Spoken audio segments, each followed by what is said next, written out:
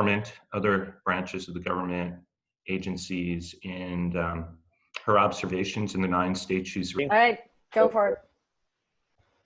They all should be coming in. Oh yeah, everybody's piling in. Awesome. Welcome. Good morning, everybody.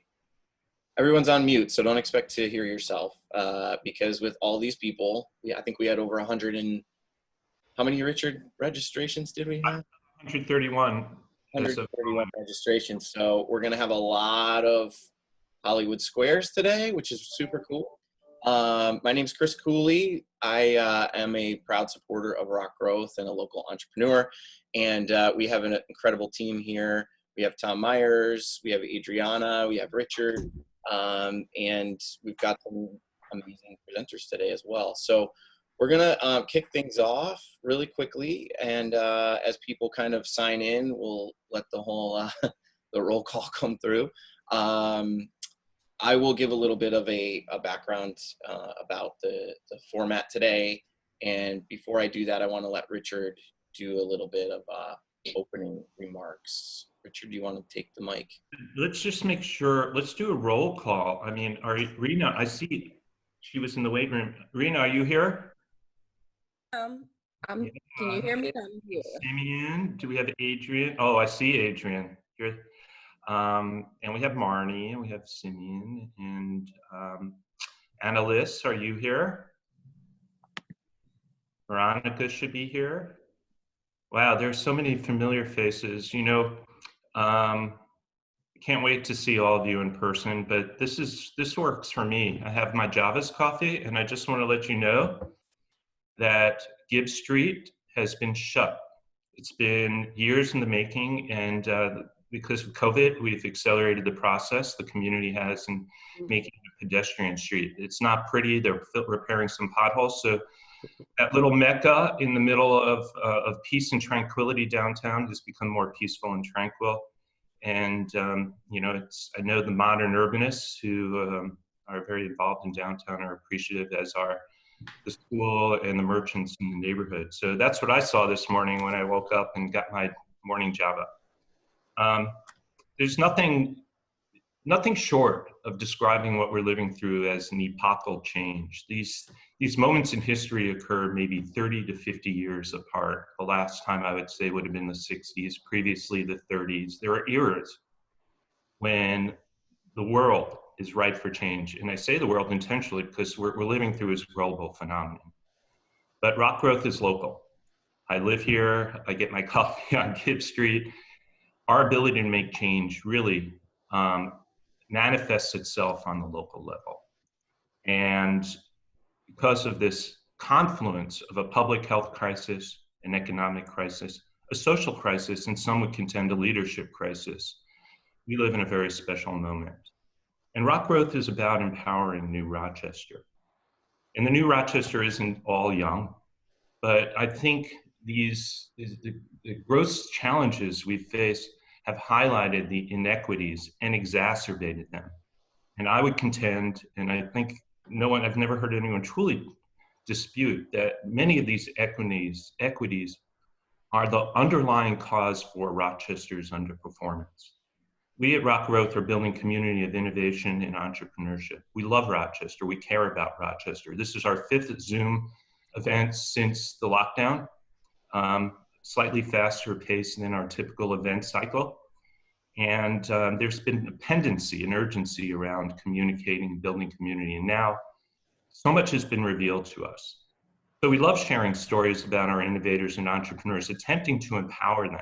And they live in all sectors. They're nonprofit, they're governmental, and we have representatives of many of those sectors today. I'm very honored to be in the midst of them on my computer screen. We also love instigating creative collisions, so please use the chat, try to get to know each other, communicate to us at info@RocGrowth, we're very responsive. And another underlying platform in our mission statement is that everything we do is informed by promoting greater equity of race, class, gender, and age. Diversity is a strength in this country, diversity is a strength in our community, and I suggest that we don't optimize that diversity. So I'm going to pass the baton off to my pal, Chris Cooley. If you see Tom Myers and Adriana on the screen, please give them a little wave and thank them as well. The four of us, along with Andrew Brady, have produced this event, and it's an honor to work with them. I love this community, and I see so many people, right now who I just honor and respect, and glad to be a neighbor of yours. Thank you, Chris. Likewise, Richard. Thanks for that. I mean, if I could sum up, I know we talked as a team, and if I could sum up the theme for the day, it's really action, right? Taking action. And I want to say there's this way that we kicked off some past events. There's a little quote, because the whole title of this event, other than RocGrowth Coffee, is really about give and receive, or give and take. And there's a quote that I like to reference that says, if you want to take something, you must first allow it to be given. And so I want you to consider that as we go throughout this session today, and think about what you can give and what you may be able to receive, and utilize the tools that are within the Zoom platform. There's a chat, and if you have a message that you'd like to send out, if you have a question for any of the presenters, please put it in that chat. That's meant to be a space for all of you to have dialogue with us, with each other. If you have an opportunity, click over to the gallery view. It's pretty incredible. There's 3 pages of faces, and I think if you just go there, it's almost like taking a look at the room if we were to be in person, and saying, oh my gosh, these are my neighbors, these are my collaborators, these are my this is my community. And so it's pretty neat to do this, and I appreciate all of you being here. Appreciate you, Richard, for doing all the things that you do, and also getting all of us together. So what I would like to do is go over a couple of sort of ground rules. We have a couple of guidelines, and we just want to be clear. I was going to hold up a sign with all this stuff on it originally, but we decided it better to just check them off the list. So this is about conversation. There are many sort of presentations within the conversation, but there's a couple things that we know we don't want this to be. We don't want it to be a sales pitch. We know we don't want it to be an ask for money in most cases. We know that this is more of a request for solutions to your challenges. And so that's where I would encourage you. You'll notice that the presenters will all have an ask at the end of their 3 minutes. And please respond and reply to that ask if you have a resource to fulfill whatever gap they might have. It's also a space to be vulnerable and respectful. And we find that we've had conversations about this, that this virtual space, it's challenging in a webinar format to be vulnerable, to be in. And we'd ask that, and hopefully this format is designed in a way that allows you to be fully in, right? So we're gonna kick this off. We've got, I don't think, 6 3-minute presentations, so I wanna get going. If you have any questions, or if you want your organization to be, I guess, featured, or if you have comments about your own organization, please put it in the chat. We'll be monitoring that, and if we see questions that come up, I'll be able to ask them to the presenters. We also do a popcorn, we call it, at the end of this. So if you have something you'd like to announce, you'll have 30 seconds. You can either raise your hand. There's a little button in the top of your window. You can raise your hand and I'll call on you there. Or you can send a message in the chat to continue with that theme. So bless you all. Thank you for being here. Welcome to my home studio. And let's kick things off. So Simeon is here. Simeon. Morning. Good morning. The floor is yours, my friend. Thank you very much, Chris. I appreciate it. And I'm so grateful to be here with all of you. Grateful to share this moment with a wonderfully august panel of friends and colleagues who I can't wait to hear what they have to share as well. And what a moment it is that we're sharing, isn't it? A moment that is both demanding and frustrating and difficult, but a moment that's also pregnant with opportunity. A moment that, in my mind, as I think about the kind of epochal change that Richard referenced earlier, gives us the opportunity to begin to realize some of the dreams and aspirations that we've had for this community for so long. But this moment also requires that we do some things, and the most important thing that we need to do is to tell the truth about what's happened in this community, so that we can begin to appreciate what needs to be done in the moment as we begin to look forward. And so I will distill down just a couple of quick themes in now 2 minutes and 30 seconds that we normally talk about over the course of an hour. I know that I see Stuart and Brendan, some other folks that are on the call this morning, who have been going out and talking a little bit about this community's history, particularly with respect to its history of oppression and racism, operationalized through redlining and through restrictive covenants. There is a history in this community that differentiates Rochester from other places to whom it's often compared, places like Buffalo or Pittsburgh, Detroit. Very particularly economic idiosyncrasies of this community, a community that was Silicon Valley before Silicon Valley, that had Xerox and Kodak as these growth industries. But in many ways, people of color in this community were not able to participate in that growth. And the reason why they weren't able to participate in this growth, the reason why we, as in my grandfather and my father, weren't able to participate in this growth, has a lot to do with the fact that George Eastman proclaimed that Black people would never be able to work in Eastman Kodak's factories and plants. And not only that, but the nature of our economy, particularly in 1960, 70, was that we were kind of advanced manufacturing before advanced manufacturing. And so economic opportunities were hard to come by in a place like Rochester. What that meant is that people of color didn't come to Rochester until relatively late, 60s, 70s, 80s, 90s. And as people of color started to come to Rochester, it was not concomitant with the growth of resources that was happening in, that had happened in Rochester. So imagine in 1910 to 1950, capital creation, dollars are created, buildings are built. People of color don't get a chance to engage in that. And on that uneven ground, through which policy decisions secure this economic stratification, we've seen constant layers that have built and built and built to calcify the challenges that this community has around race and racism.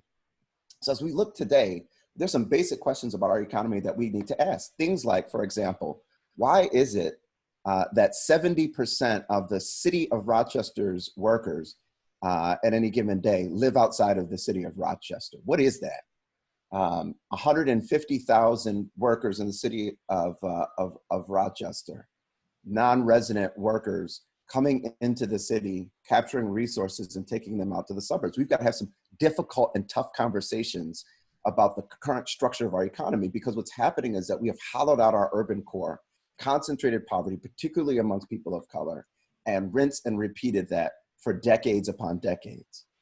The upshot of that is that if we're serious about having this conversation, if you're like me and when you open the newspaper, you get really frustrated about seeing the same statistics, if you're tired of being a national embarrassment about the ways that we've allowed poverty, particularly poverty amongst the city's children, over 50% of whom live in abject poverty. Now we're even talking about living wage.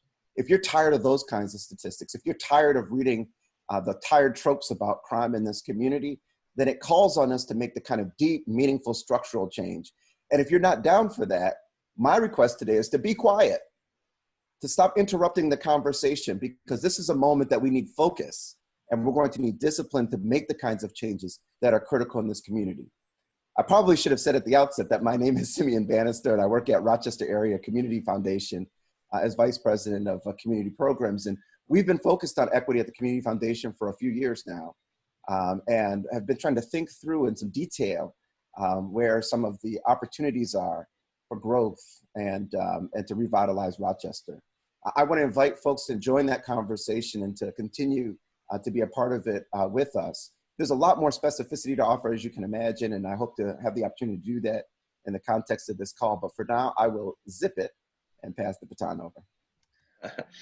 Simeon, thank you. And actually, while you were speaking, I was thinking about a reference from the, Richard, you mentioned the Exploring Racism group. I think Tom Mitchell is here, or he might be joining us a little bit later, but Tom actually shared a video, and I'm going to put that in the chat to everyone right now. That video is a documentary done by Independent Lens, and it features the 1964 riots and talks about the history of Smugtown, USA. So I would encourage everyone to watch that. I watched it the other night. It's incredible and educational and very sad at the same time. So one really quick thing on that. What I want just because language is so important, what I want folks to think of in 64 is as an uprising. Yes, thank you. Of the kind of compression that happens on people when you're herded into neighborhoods that are deprived of resources. People have a tendency when they're deprived of resources and a little bit desperate to get pissed off. So I appreciate that, Simeon. Thank you for correcting me and adding that language is so powerful. And Adrian Hill, is Adrian here somewhere? If you are, can you unmute yourself? And because I can't, I'm looking through a whole sea of faces. I want to highlight you, man. There you are. You see me? Yes, I got you here. You have the floor. No, thank you so much. And Simeon, those were really important comments because you got right to the heart of the matter. Good morning, everybody. My name is Adrian Hale. I'm the Senior Manager for Talent Strategy, Workforce Development, and Education Initiatives at the Greater Rochester Chamber of Commerce. And I'll just speak personally from my own personal experience. I was born and raised in this city from the 14621 zip code. So I know firsthand what some of the consequences of excluding people, Black people in particular, from economic life and participation in this community has kind of done. My mother was a single mom. She had to take care of myself, my siblings. My father was on and off the streets and involved in his own way of trying to provide for our family in and out of prison. So in many ways, I understand firsthand what a lot of families, Black families in Rochester are going through trying to make it as they have to try to exist and find success in a community that doesn't actively include or involve them in just our economic growth and our economic development efforts. I'll say this though. Since I've come on at the Chamber, I was the first Black executive at the Chamber of Commerce in 130 years. And I can't tell you how many different times we've tried to partner with our city school district, how many times I've tried to launch initiatives and efforts to help change some of the prospects for folks in our labor market and increase their probability of being successful, improving retention and recruitment of people of color. And what I've come to understand is to speak a little bit more granularly about what Simeon was alluding to at the macro level. Whether we know it or not, there are subpopulations in the labor market, meaning there are laws and policies that have differentiated people so that when we try to launch a scaled, big effort, it could be government-led, it could be civic sector-led. In reality, what I've come to understand is we're only really serving a sliver or a small percentage of folks who aren't being obstructed by some kind of other law or policy. And I'll give you an example. There are a whole host of men in our community who get out of prison and are either on parole or they have a high child support debt that they incurred while they were in prison. They can't get a driver's license because of that.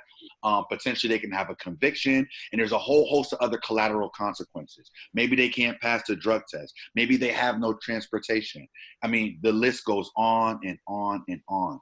And so we could have a population of folks in our community, let's just say arbitrarily, I'll just use a number like 35,000 folks.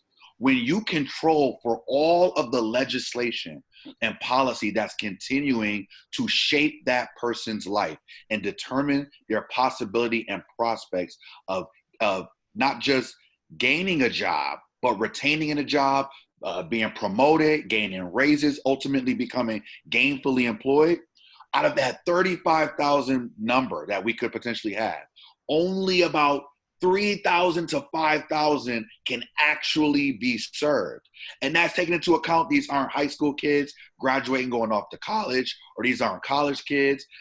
So what we need to understand now is that literally the civic society in this community is completely, what we can and cannot do is completely determined by either what government is doing in leadership or not doing. Far too often, I think, to complement Simeon's remarks, we have tried to talk around these issues. He alluded to the fact that 150,000 government employees in the city of Rochester leave the city every day and literally extract resources out of city center and take them into the suburbs. Those are the kinds of conversations that we have to have, because in reality, what our community is doing is we are financing and we are making sure we prioritize special interests above the public interest in this community. Because at the end of the day, right now, there are special interest groups who have contracts and agreements with our city that allow them to prioritize their needs over the community's needs. And that comes down with allocation of resources, that comes down with jobs, from the job design to the criteria that qualifies you or disqualifies you for a job, and then compensates you on the back end. So these are the structural conversations that we have to be willing to have in Rochester if we're going to really not just acknowledge why things are the way they are, but take active, aggressive measures that are proportionate to the scale of the challenge and rectifying it. So I can't wait to have this conversation. It's work that I see every day, much like Simeon and a lot of you. And I look forward to just speaking more in depth about what we need to do as a community to not just activate the potential of this moment, but to really lift Rochester up out of the state that it's in, because we can't keep talking around these issues. We can't keep talking around the conditions that are holding the problems in place and are holding some people's down. Just to complement Simeon's point again about an uprising. Uprisings happen because some people are being intentionally held down. So thank you for the floor, Chris, and I pass the baton back to you as well. Adrian, thanks, man. I look forward to connecting with you. I know we've been playing phone tag, and I'm like, the whole theme of the day today is about taking action, right? And yeah, there's some programs that are out there, and I would like to also say that I see some people here that I know have leadership positions and have taken this topic very seriously. And what I would say is I'd like to encourage people who are on this chat to stand up and be brave and potentially put in the chat maybe some things that you're doing within your organization to take action about some of the inequities that Adrian talked about. Powerful stuff, Adrian. Thank you. So yeah, if you are a leader of an organization and you would feel called to, please give us some inspiration. Show us what you're doing to take action. The next speaker, Annalise, is Anna here? If you are, can you unmute or raise your hand? I don't see her here right now. Okay. If Anna joins in and somebody sees her, just send me a private message. Tom Richards just joined. Rena's here, right? I think I saw her. Yes. I am. Rena, I'm going to make you the highlighted speaker here, and you have the floor. Sure. Thank you. Thank you for having me, and I really appreciate the comments that have gone before me, because I believe very deeply in many of the points that were made, and really it's why I do the work that I do. And I'm hoping that some of these great thinkers and leaders and activators who you just heard from, we can continue to work together to really move change.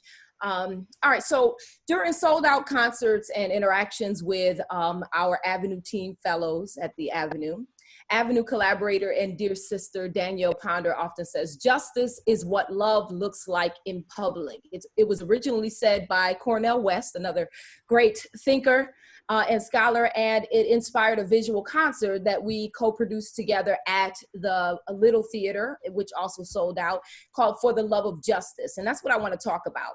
This is the only thing you need to know about why I put everything I got into a vacant building on Joseph Avenue and Berlin Street in the center of what is statistically known as the Fatal Crescent. And also what you should know is this is also a neighborhood that is rich with history of human and civil rights and the fire of social change, including the 1964 uprising that Simeon mentioned and Adrian referenced. I'm Rena Golden, founder and artistic director of the Avenue Black Box Theater, and we are fueled by love. Community has poured into this place from day one, and it has been public and out loud. We invite collaboration and support by asking people first what they are passionate about, and then working together to create space for that passion. Even in that passion, you know, even if it is, you know, just finding a home for their giving spirit. And that's from volunteers who donate countless invaluable hours of skill and talent, to the angel donors who gift us tens of thousands of tax-deductible dollars annually. It all is the same. Love really does lead in this space. So what you really need to know is that we're motivated by love for our community's most vulnerable and the underrated contributions of Black and brown youth, Black, Indigenous, people of color, and LGBTQ community members, traditionally marginalized. At the Avenue, we produce plays, live music events, and you know, all sorts of, you know, fun events that we've been, you know, we were doing before the pandemic, and we've kind of gone virtual with it and found some ways to create sort of hybrid models of live streaming and human interaction safely. But we're also uniquely a youth space where the youth are trained and fully entrenched in performing arts production, the business of theater and production and entrepreneurship, as well as, you know, performing arts on stage and off stage. And that is our sustainability. Their contributions matter, and we want them to know that at all costs, right? And so if you come to a production at the Avenue or an event, what you'll see is that our youth are actually working that event, you know, and contributing their creative talents, their skills in all kinds of ways, because they've been a part of it from day one, and it's, you know, it's their home. They are hosting what is happening, even if that happens to be an adult or family production. And so I guess what I just want to say is that, you know, basically what I'm doing there and what I'm hell bent on is really finding folks in our community who want to become accomplices and bring, you know, in bringing these voices and this art to the forefront of those who have been traditionally marginalized in our community, and also bringing value to that art, right? And so my question to all of you is that you?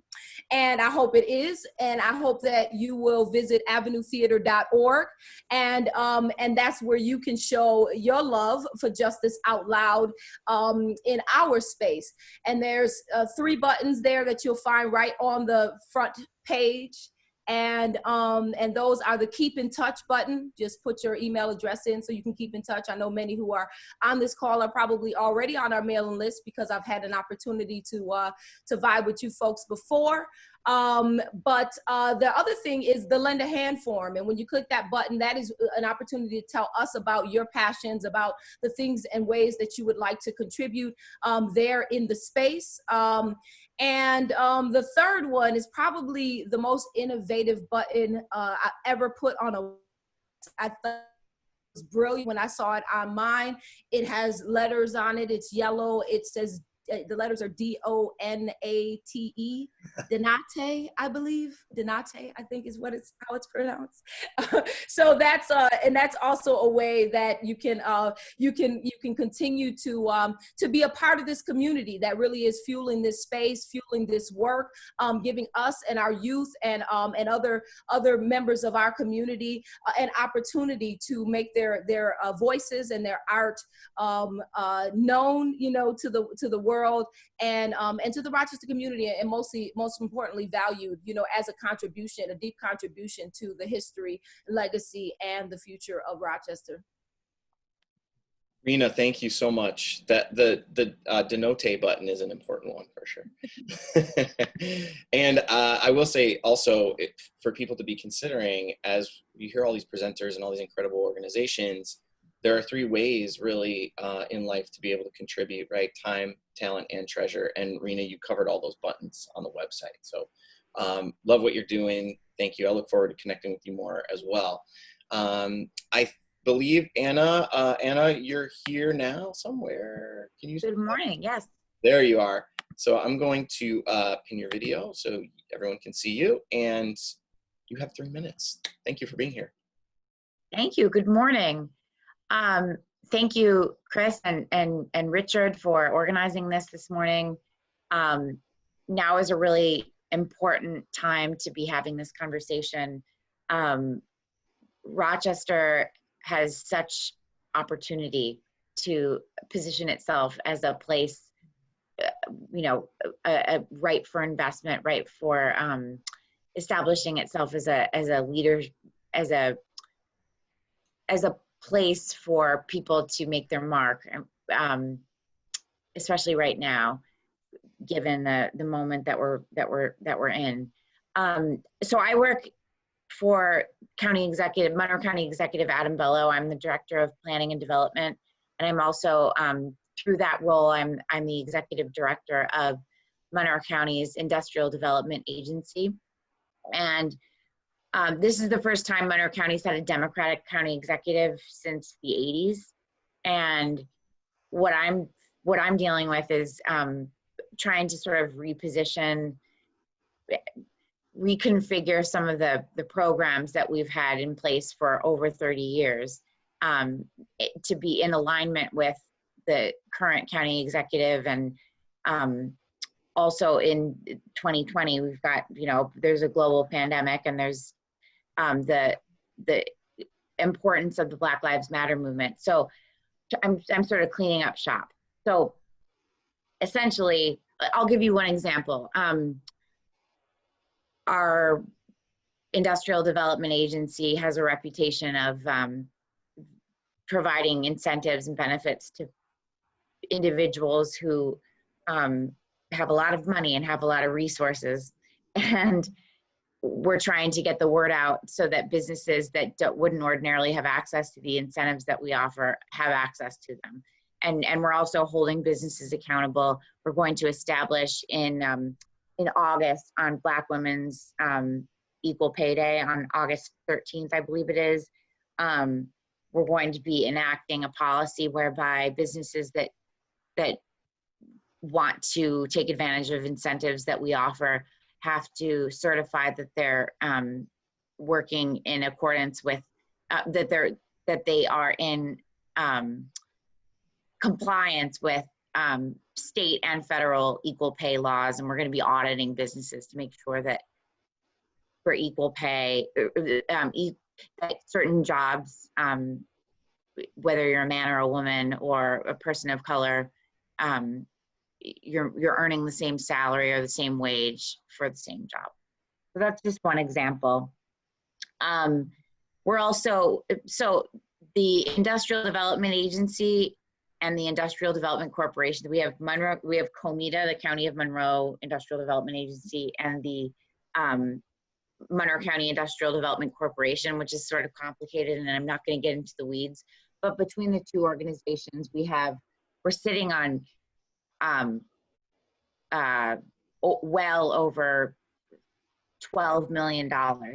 And the money is supposed to be used to enrich the local economy.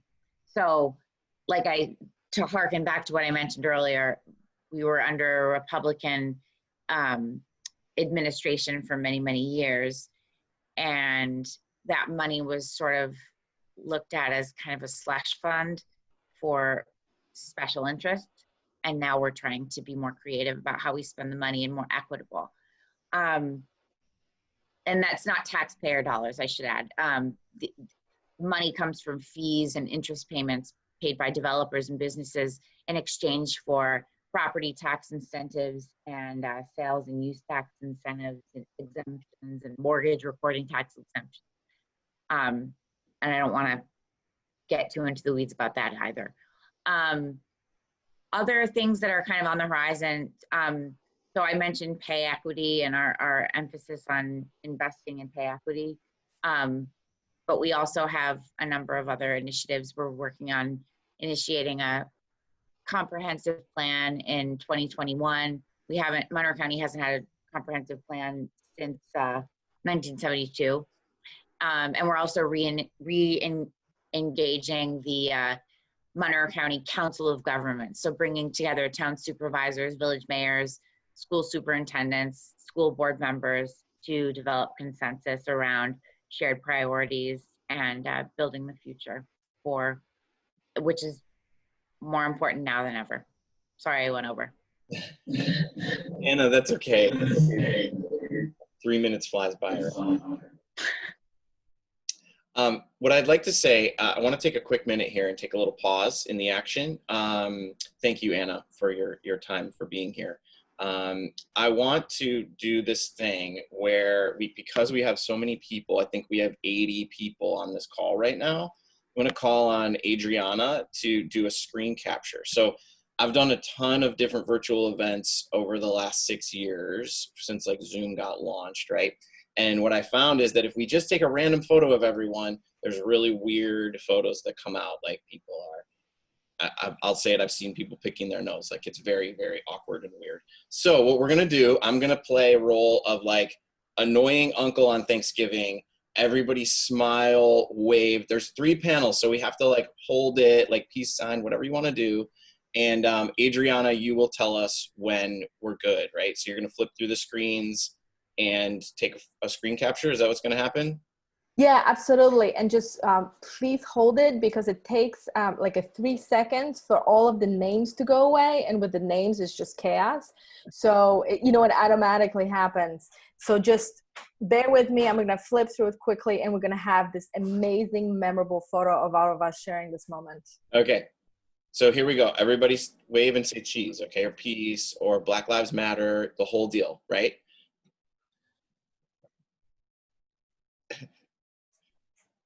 Next time I'm gonna play some like really funky music, so it's not silence.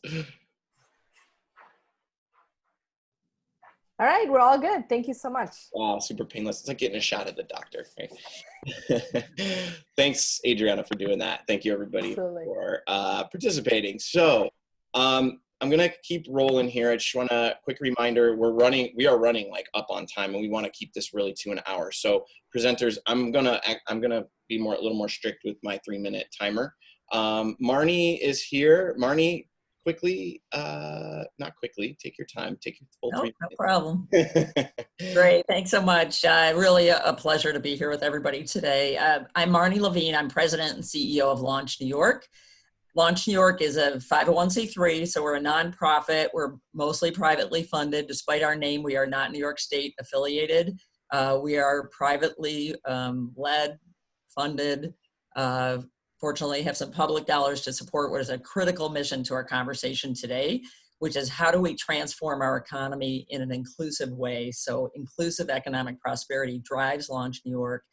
Our focus is the 27 westernmost counties of New York State. So Rochester, Buffalo, Syracuse, the entire southern tier. And our goal is to support high growth potential entrepreneurs who have been shown to be the greatest generator of new jobs in this country for the last 30 years. I will admit that we did not start out with a focus specifically on social and racial equity, but what has been interesting is a female leading what is an organization that provides pro bono mentorship one-on-one to companies, over 1,100 since 2012. I end up being a rare female leading an equity fund, in fact, the most active seed fund in New York State. Our focus is primarily in low-income areas, and so in fact, about 75% of our companies are in low-income census tracts, so we've been recognized and funded by U.S. Treasury as a community development financial institution because of that focus. And in fact, we are the only such organization in New York State providing equity capital. Yeah, there's groups like Pathstone that you may be familiar with who are providing debt capital, but we realize that what has happened is there's been, yes, a focus on entrepreneurship, but it's often focused on the fact that Main Street businesses where underrepresented entrepreneurs and founders will be headed. We are here to introduce what we call Founders Go Big. JP Morgan Chase realized we were just naturally funding. Almost 50% of our companies are women and minority or minority led. And so they funded us to introduce this new program that actually has dedicated dollars for underrepresented founders. So we're looking to actually build on the diversity and inclusion that has really grown. I don't know if because we don't have the usual leadership you might expect for a venture capital oriented organization, but it's been really gratifying to see that the other funders recognize that this is something we've got to do intentionally. So the purpose of the program is threefold. Yes, there's set aside dollars for underrepresented founders, but there are also marketing communication tools that we're developing and we're wanting to distribute to empower every person in our community to understand that he or she has the ability to become a high growth potential entrepreneur. There is no reason that an individual in our community cannot see this as a way to not only personal and your own family prosperity, but really for your entire community, your neighborhood, your community, your region. So my ask for all of you is launchny.org. You can come check us out. You can see the companies we funded. We funded dozens of companies in Rochester. We actually fund 2 to 4 companies every month. In June, just as we've ended, we actually funded 6 companies this month. So we are here with small but mighty dollars that have brought 15 times our funding to these companies. So I ask you to just check us out, see if you're interested in getting involved, whether you're an entrepreneur or whether you want to be part of or forming an advisory board, so that when we develop our marketing communication tools, we have partners who will distribute them and get the word out. This is a pathway open to all of us, and we are very intentionally trying to support those who are underrepresented. So I welcome you to visit us and let me know how you're interested in getting involved. Awesome. Thanks, Marnie. Really appreciate that. I'm going to keep things rolling here. Veronica, I see your name is here. Where are you? There you are. Okay. Go ahead and unmute yourself. All right. Go for it. Minutes. I can do this in 3 minutes. It is so wonderful to see all of these familiar faces this morning. It's quite early, but I'm happy to see you and thank you for putting this on and inviting me to speak. My name is Veronica Dasher. In the professional world, I work for RG&E, but I'm also on the executive board for the Rochester Black Young Professionals. We're a group who provides social and networking engagement opportunities to young Black professionals in the greater Rochester area. I've been involved with the organization since about 2013, 2014. It was founded in 2012, and it's an auxiliary group of the Urban League of Rochester. We are putting on the first ever Rochester Black Restaurant Week. It's going to run from July 6th through July 12th. From July 6th through July 11th, we've partnered with 6 restaurants. And what we're doing is each day we are promoting a single restaurant and encouraging people to patronize that establishment. And what we're intending to do with that is to show, one, help these businesses and organizations who have had a particularly difficult time during COVID, to establish a cash flow or reestablish their cash flow to help them through this difficult time.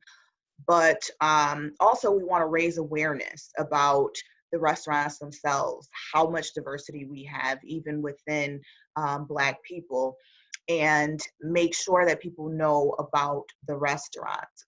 We've partnered with over 20 local organizations to help promote this event. Included in that is Yelp Rochester and RIT Center for Urban Entrepreneurship. Ebony Miller Wesley has been a great resource. And once Restaurant Week is finished, we plan on having her connect with the restaurants individually so that she can help further develop and enhance them should they so choose to use her services. So we're just asking everyone, go out, support. Our website is rocbyp.org. You can also look us up on Facebook for more information about the event, as well as the individual days of the week.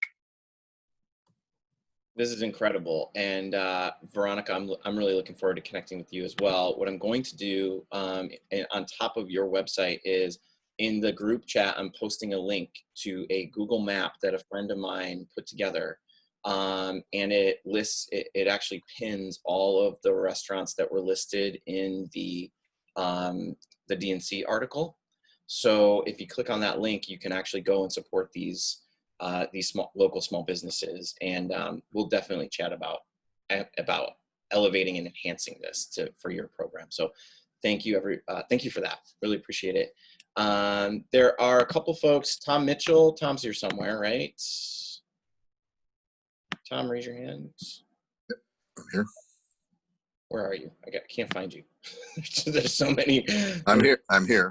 All right, there you are. Okay, I'm gonna pin you so that everyone can see you. Okay, thanks. My turn. Well, thank you, Chris. And first, I want to apologize. I think I spoke at your last coffee, and I think I connected with about 4 or 5 people that reached out for our Exploring Racism group. Not everyone. I think a couple chatted with me privately, and I missed them because I didn't write down the information, so I apologize. But a number of years ago, we created a few groups of 10 people or so. Generally, it was organized around leaders of organizations that could leverage their influence on their organizations to make change.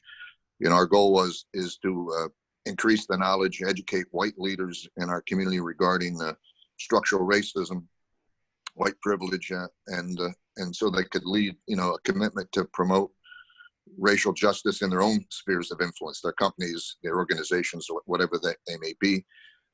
We think it's been helpful. The premise is we have to change ourselves before we can help change the community. We have to understand our biases, our prejudice, the privilege that we've enjoyed and recognize we've got to share with others and help make change, lead change. We don't turn away anyone from our groups. We have limited capacity. We're going to start 3 programs of 10 people here in the fall. And so we would, welcome individuals to make contact if they have interest. We'd also, if you have in an organization, you're not the leader, maybe you could give us the name of the leader of your organization, and I could make contact with them and invite them. If they've talked about change and they say they're interested, then they'll want to join a program where they can learn more and actually make change, a personal change. So I'll jump off with that. I'll put in the chat box my information, and you can reach out to me. So thank you very much. Chris and Richard have been great promoters of our program, been part of our program, and we certainly appreciate their support. Thanks, Tom. Thanks for everything you do. I have a couple, we're kind of like transitioning into the popcorn section. So we've wrapped up the official presenters. There are some people that have been nominated to say a few words. I want to call on Alicia Shepard. Are you here, Alicia? I think I see you.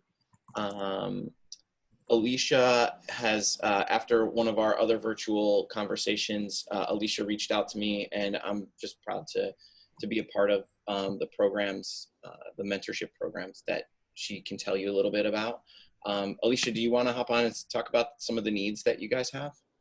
Yes, I'm here. So thank you to the RocGrowth team for hosting another awesome event. And thank you to Chris for being our newest coach and mentor at our program. So I work for CompTIA Rochester, and mental health has always been an ongoing concept that people are dealing with, especially our youth today from ages 5 to 21.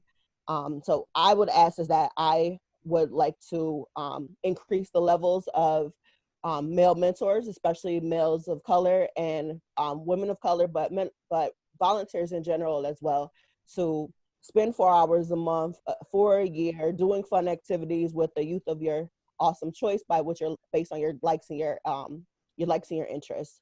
I actually have over 200 boys that are waiting right now for mentors or coaches or friends, or just for someone to be there for them in their time of need. And little do you know that your life will be changed just as much as theirs will be. And I'm actually a mentor, coach, and a friend too as well. So I am a part of the awesome experience that I ask other people to be a part of. So join me today and become an awesome mentor and friend. And I can be reached at the CompTIA Rochester.org website. Thank you. Thanks, Alicia. And if you could put in the chat maybe the website, and there's a video that you shared with me that was really powerful. I don't know if you have the quick reference to that link or not, but that would be really cool for people, I think, to be able to see. And I also want to say that some of these kids have been waiting more than 3 years to have a mentor, a male mentor. Not that females and women can't be mentors, amazing mentors, but I know that Alicia's told me a couple of times that they really need some men to step up and participate. So, and I think there was one other, if anybody else has, I see there's some posts going up in the chat. If you have popcorn or you want to talk about your organization, please do it there. We'll actually post that content to the website. So you'll be able to see some of the, and reference some of the people who are speaking.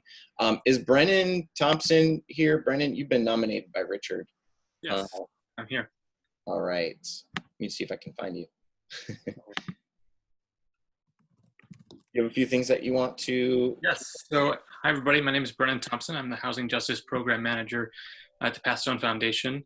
And I appreciate the opportunity to speak today. And I want to echo some of Simeon's comments, as well as Adrian Hale and Tom, about how we can understand and unpack the structural injustices that happen in our community, and how it comes from a specific history, specific policies, and what we can do to undo those policies to create a more equitable community.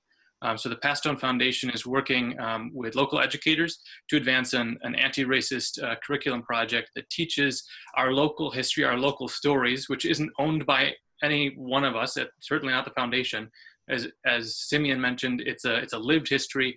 His family is a part of that history, and it's their story as well.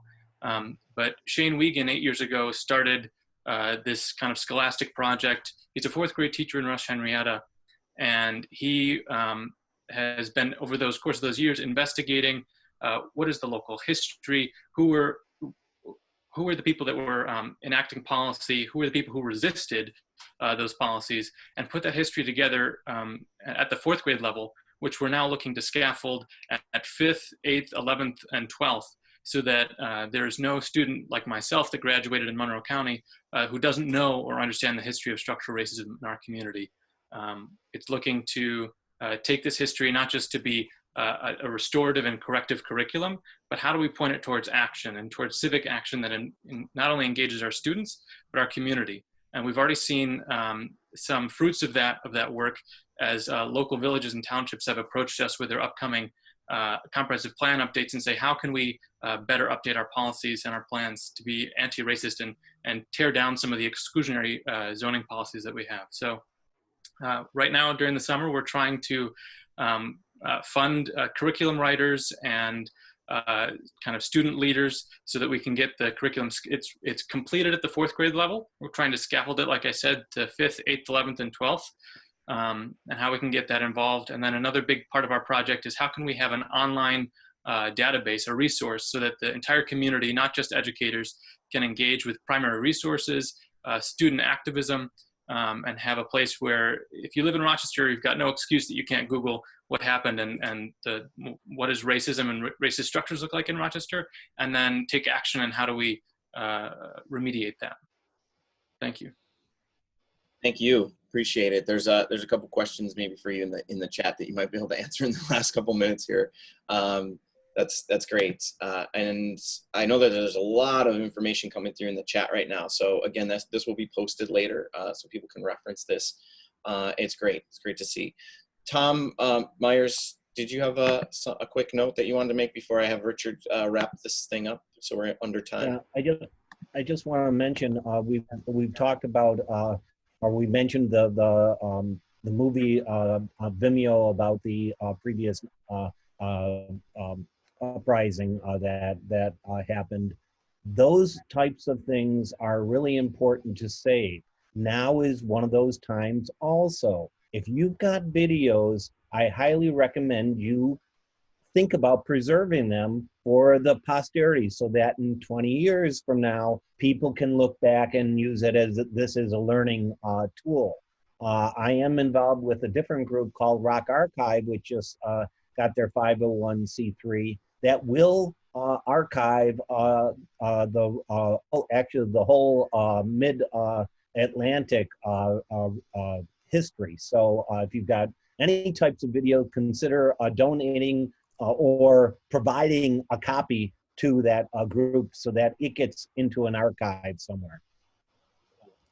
Thanks, Tom. And Richard, before I tap you for some closing remarks, I do want to say, as a volunteer organization that we are at RocGrowth, we have a conversation every week about how we're going to move forward, what we're going to do, what we're looking to accomplish. And we're realizing that that what we need to do is actually recruit and have a different voice at the table. And so, or an additional voice.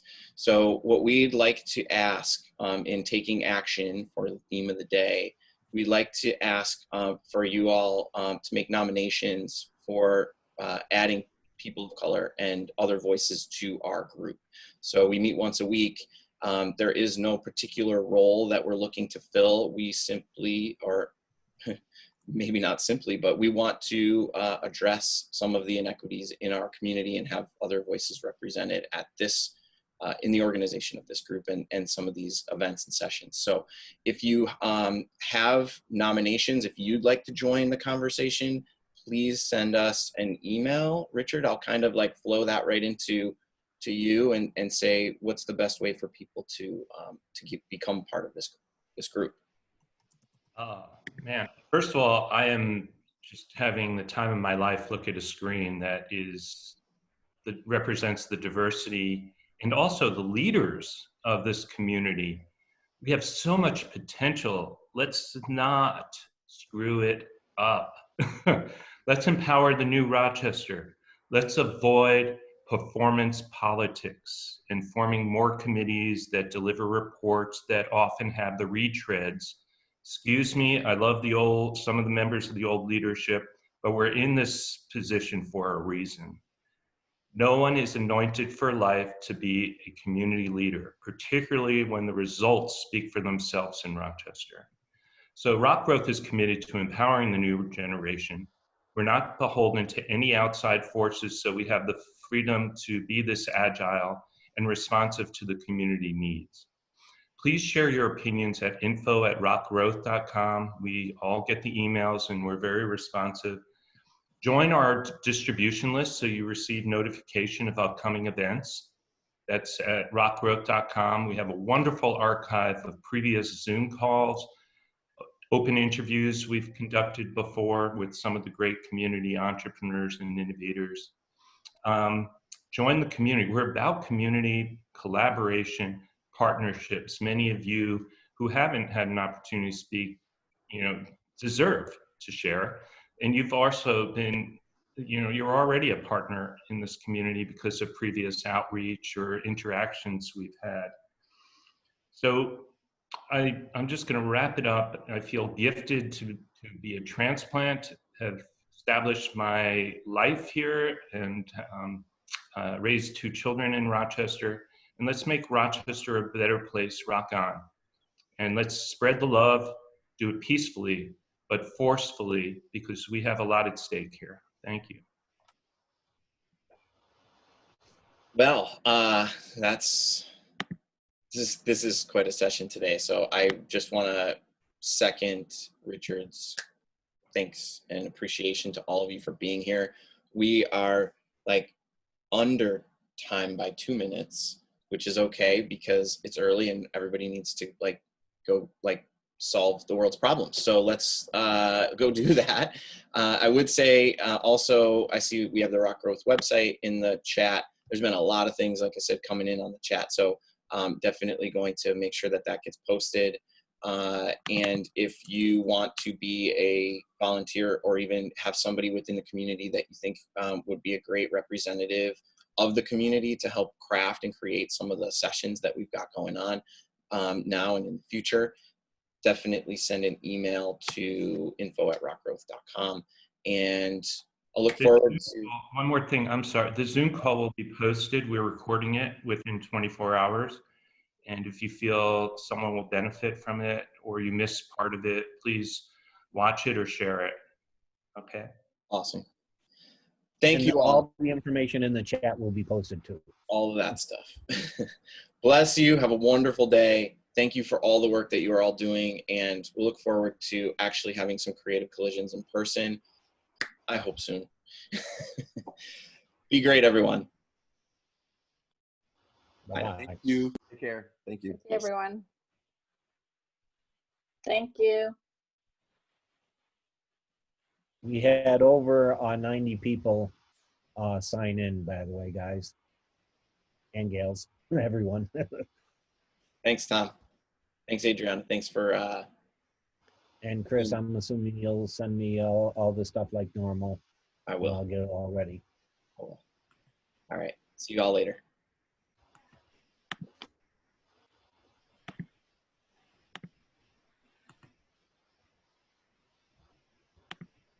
And Chris, you can just end the meeting for all real quick.